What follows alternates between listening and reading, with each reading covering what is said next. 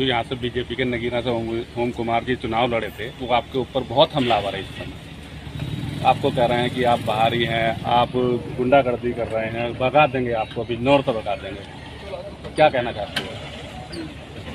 वो मेरे सामने ही चुनाव लड़े थे और यहाँ की जनता ने उनकी परफॉर्मेंस के आधार पे उनको पिछली बार जितने वोट मिले थे भारतीय जनता पार्टी प्रत्याशी, उससे भी 50,000 वोट कम दिए। इसका प्रमाण ये है कि उन्होंने जैसे काम किए हैं, जनता उसी तरह का जो है उनको समर्थन दे रही है।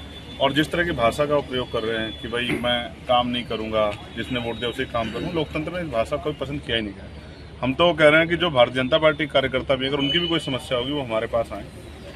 हमारे जो यहाँ लीडर लोग हैं, प्रतिनिधि लोग हैं, हमारे जिले की टीम है, अगर भाजपा के लोग भी अपने लोग काम नहीं करा पा रहे, किसी को जायज़ परेशानी है तो हमारे पास हम उनका काम कराएंगे। और वो अभी मैं सदगुरु रविदास जी महाराज से प्रार्थना करूँगा कि उनको सद्बुद्धि मिले और गुस्सा छोड़ के, वो तो सम्मानित पद में विधायक है, तो विधायक के अपनी विधानसभा के जरिए काम करे लोग, उनको तो अवसर थे।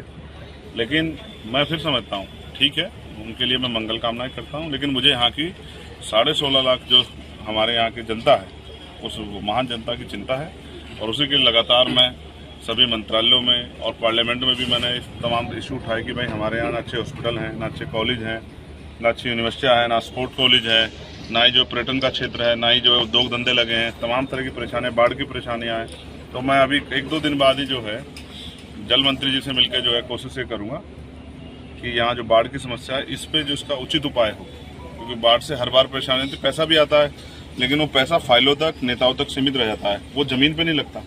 और जब ज़मीन पे जाके लगता तो हर साल बाढ़ की समस्या से लोगों को जूझना पड़ता। अब यहाँ का एमपी वो नहीं जो किसी कमीशन के चक्कर में जो है और वो घर में बैठ जाएगा, या यहाँ का एमपी ऐसा अगर कहीं काम होगा और उसमें लापरवाही बरती जाएगी तो जो अधिकारी लापरवाही बरतेंगे उनके खिलाफ भी कार्रवाई के लिए वो लड़ेंगे। सांसद जी, आपने कुछ दिन पहले, लगभग 20 दिन पहले एक बयान दिया था नमाज और कांवड़ को लेकर।